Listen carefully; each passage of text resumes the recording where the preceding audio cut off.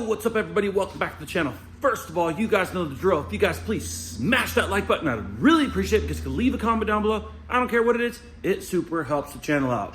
Yeah, let's go. I ain't the first with the curse, with the thirst that I wanna be better, not worse, man, it hurts. I'm on this earth. It's dark and early. We're back in the shop. I wanted to give you guys a little update of what we got going on. On the body side, you can see here we have a Lear canopy shell.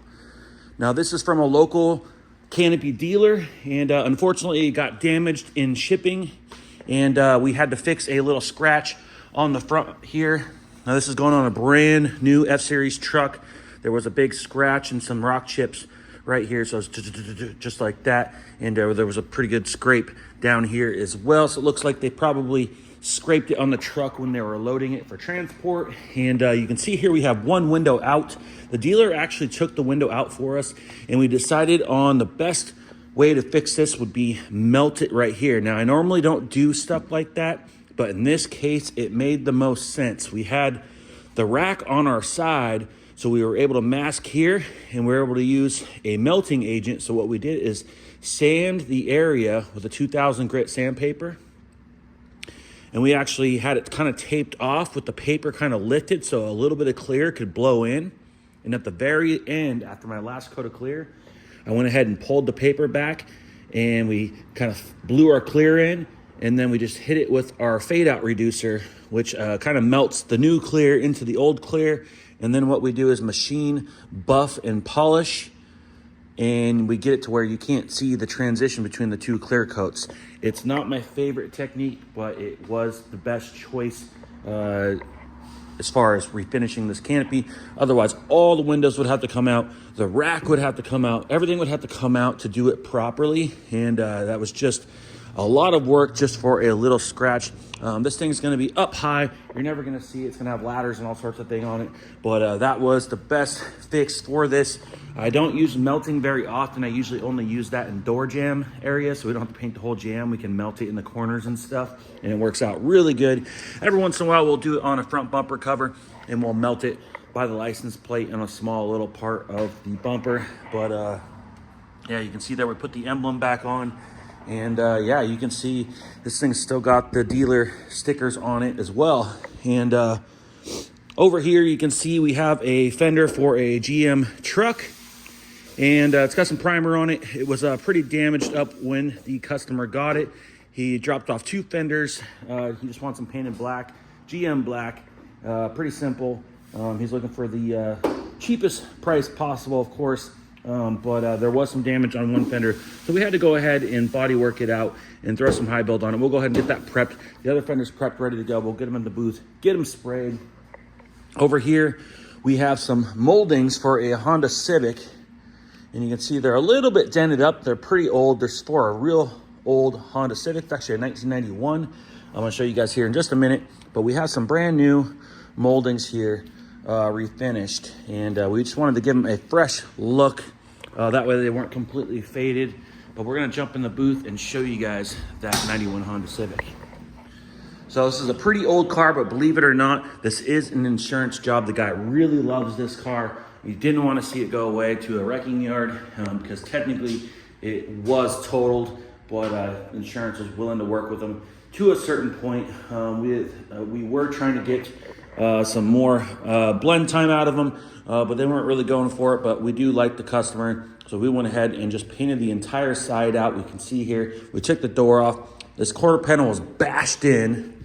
The door was bashed in. It realistically needed a quarter panel and a door, which for this year is pretty unrealistic, especially when you're talking insurance. And but you can see here, Sean knocked it out.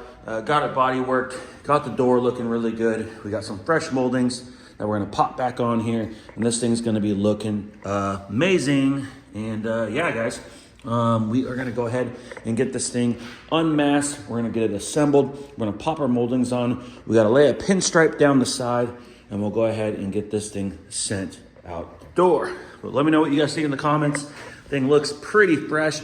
Believe it or not, this car is pretty faded. I'm gonna pull up the masking here on one side and show you guys what we're dealing with here. I don't know if you can see that or not, but the paint is not shiny at all. It's a nice little car, but it's beat up. You know, this thing's pretty old. And you can see here, there's no gloss to this vehicle at all. So we got one side of the vehicle almost looking too nice.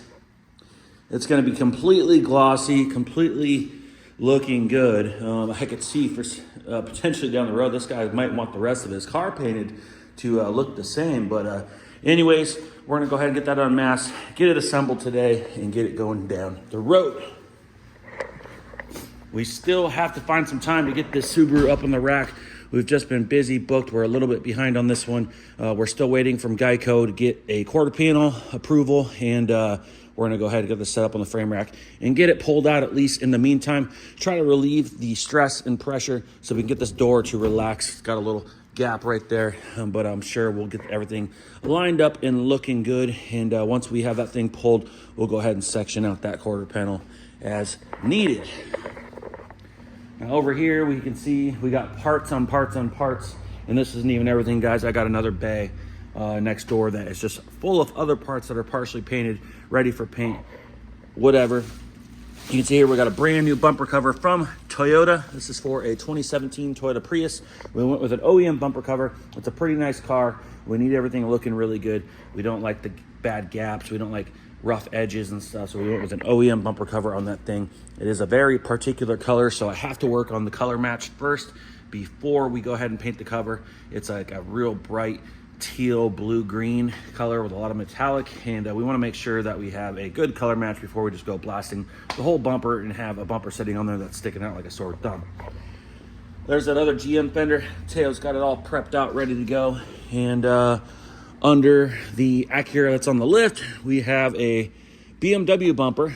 Now this customer, we've painted a front bumper conversion along with the rear bumper conversion and side skirts for his BMW probably about a year ago. Well, recently, about a week ago, he hit a coyote on the freeway, and it wiped out his front bumper.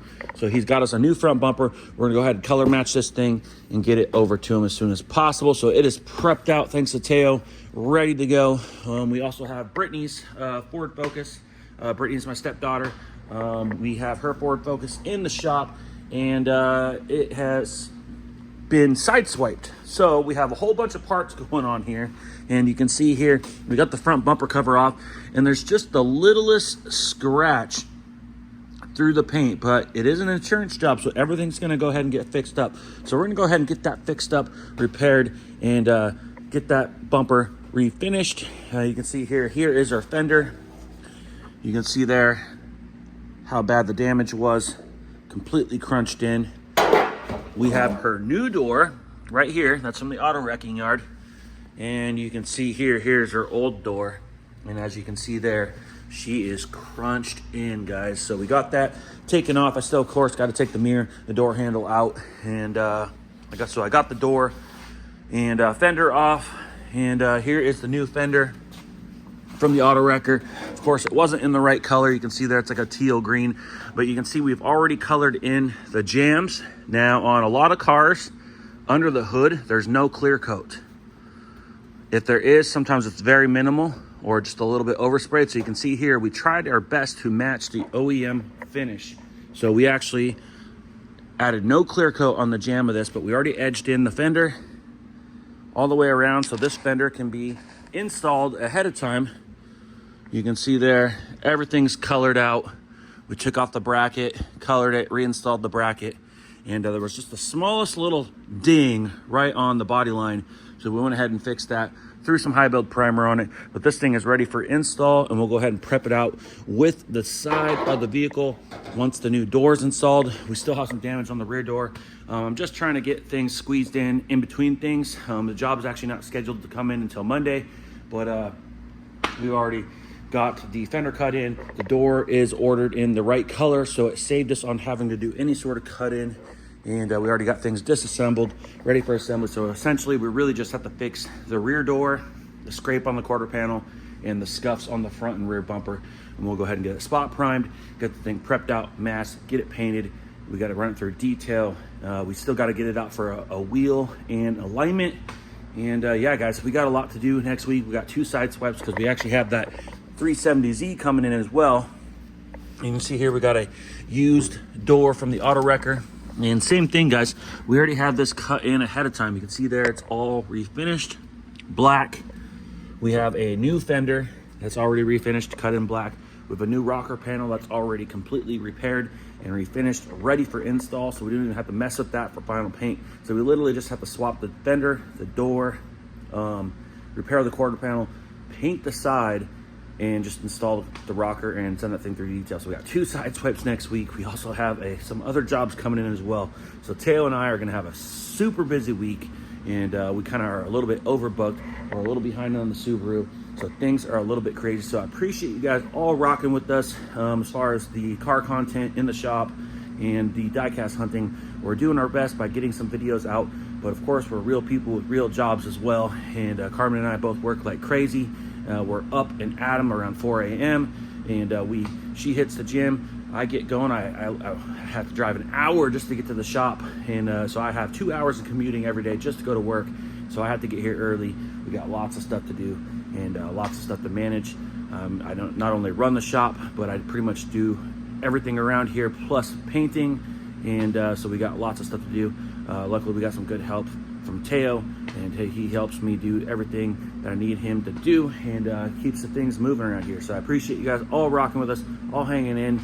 We want to get some more content up more frequently, but you guys just got to hang on. I got to get past a couple of these jobs in the shop, and I'll definitely be getting you guys some good content.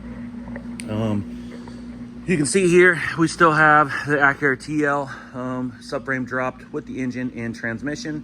Now we are putting this transmission in my 04 Honda Accord. We're gonna go ahead and fix it up. We're gonna drive it for a bit, make sure everything's running. We're gonna go ahead and do a new timing belt, water pump, run through it, do tune up, all the fluids, make sure it's a very good operating vehicle. We'll test drive it for a couple of weeks, and then we'll potentially probably throw it up for sale. And I may pick up another car for commuting back and forth to work. I've been driving the Honda Accord lately, but I don't really want to put a bunch of miles on that car. It's really nice. So I'm looking for something a little bit different, a little manual car, maybe a little Civic or something. I have lots of Hondas, as you guys know, but I need something that I don't care about quite as much, that doesn't really need to be tricked out to drive. So I might turn that car into a potential work car. And I'm just not a big fan of the 4-door Honda Accords, but it is a really nice car. So we'll go ahead and fix it up and get it sold, and give it to somebody that could benefit from the sedan aspect, maybe a small family or something. But guys, I am super pumped to reveal that we have an engine for the project car. And Mikey messaged me on the last weekend, and sent me a listing for a K20 engine with a transmission for $400. My first thoughts were like, what's wrong with it? Well, from what we know, nothing. The guy pulled it out of a rear-ended Acura RSX, the 02 to 04 model, and unfortunately it wasn't automatic, so I didn't need the transmission. So the guy was willing to split them up. He had a buyer for the transmission, and so he took them apart, and we do have here, in its holy grail form, a Honda K20 dual overhead cam IV Tech 2-liter engine. Now, this is a K20. This is more of the base model, fuel efficient version of the K20. This version will work perfect for what we're trying to do. Very clean engine. Everything seems to be good on the outside. It apparently has about 160K. I had good vibes from the guy, from the seller, and just my overall instincts on how the motor looked. It was assembled to the automatic transmission. It was removed just like a junkyard would remove it. Cut hoses, cut harness. You can see back there, the engine harness is for an automatic transmission, so we will not be utilizing that. And you can see here, it's got the OEM Honda oil filter. We got OEM Honda serpentine belt, and everything's just really clean, guys. We got everything rotates over. We got original Honda alternator, power steering bump, AC compressor. Everything's original. So I do believe that it is in pretty good shape, and that we are going to be just good with this engine. You can see here, if you pop this cover off, how nice everything looks, how clean.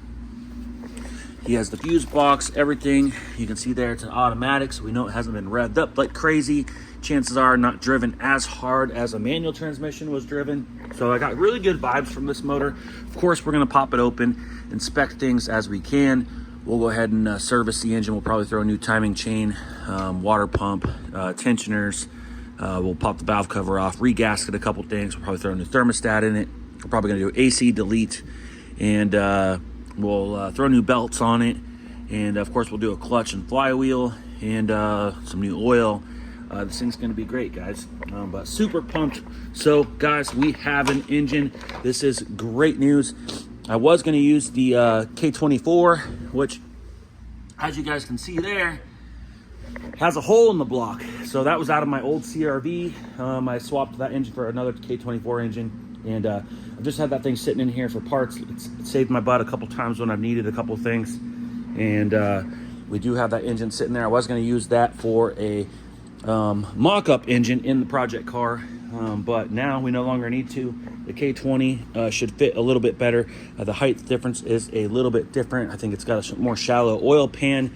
It's got a smaller bore, of course, but for the most part they are pretty much real similar engines. And so we are going to go ahead and put that engine inside the car, but first we need to still find a manual transmission. We're looking for a 02 to 04 5-speed K20 transmission. We don't really need the 6-speed transmission. I think the 5-speed would actually work better for what we're trying to do on the turbo setup.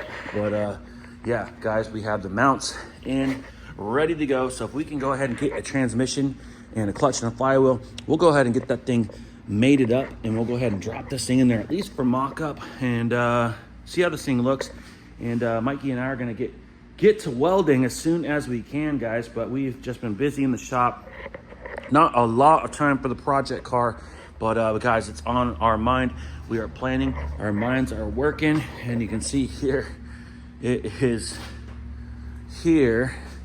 And we also have a front bumper cover that I got for a Dodge Journey that needs to be refinished, but it came with some damage on it. It's actually got a small crack right there. So I got to reach out to the company and get them to switch me out for another one. So I just found that yesterday. And guys, I really appreciate you guys all watching the video. Let me know what you guys think of the project car and the new engine. Super pumped. If you guys have a K20 5-speed manual transmission, let me know. I'd love to buy it from you. Anyways, like this video. It does help the channel out. Leave a comment down below. I'd love to hear from you guys. If you guys haven't yet, hit that subscribe button, and we'll see you on the next one. Ooh, like LeBron, though, or like Bonzo. Ooh, I'm a baller, yeah, shot caller, yeah. They love me, you can't touch me, nah, can't.